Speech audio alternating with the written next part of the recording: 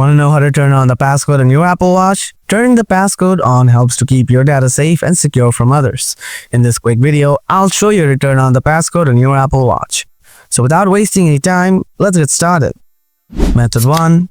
On your Apple Watch, open the Settings app on your Apple Watch, scroll down, tap Passcode, tap Turn Passcode On. Now enter a 4-digit passcode. If you want to keep this easy passcode, then tap Use Code. Enter the passcode again to confirm it. Method 2. Using the Watch app on your iPhone. Grab your iPhone now. Open the Watch app. Make sure you're in the My Watch tab at the bottom of the screen. Scroll down and tap on Passcode. Tap Turn Passcode On. It will show Enter a new passcode on your Apple Watch. So now, go to your Apple Watch screen.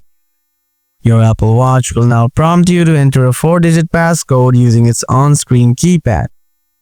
If you enter an easy passcode, it will suggest you to enter a strong passcode. If you want to keep this easy passcode, then tap Use Code. Or if you want to change, then tap Change. Enter the passcode again to confirm it.